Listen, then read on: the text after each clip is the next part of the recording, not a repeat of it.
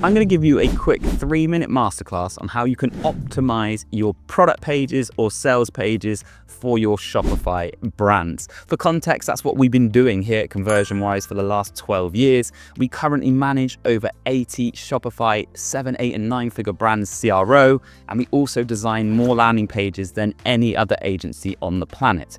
I'm going to take you through the transformation. Let's jump straight into it. This is CRO Insights, episode number 85. Okay, so it's important to note that the client actually did a good job on their page before. I just think we further enhanced it to increase their all-important conversion rate. And it starts with just minimizing that scroll depth by taking the image up, doing a better ratio, and then adding the thumbnails underneath to still demand clicks through the image carousel.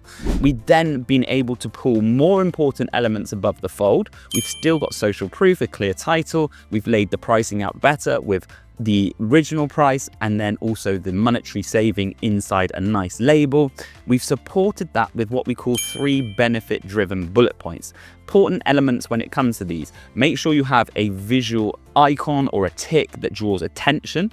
Make sure you bold some of the key phrases within those bullet points, and make sure those bullet points describe the outcome of the benefit of your product. These are way more effective than boring product descriptions that are going to convert better. Underneath that, we've added an inventory icon that says the product's in stock, but more importantly, we've added an expected delivery date, which literally helps customers visualize and almost really tell when that product's going to get to them. Don't forget, guys, everyone in this world of e-com is competing with Amazon, and when we shop on Amazon, we can clearly know when that item is expected, whether it's tomorrow or whether it's in 3-4 days. It doesn't matter how long the delivery is, it's just that we have a clear expectation of when it's going to be delivered. So make sure you add this to your pages. Underneath now we have a full width, nice add to cart button with a slightly more contrasting color. We've also found recently, guys, by running tests, that quantity pickers or quantity selects don't actually add any value, especially if you have a sliding cart.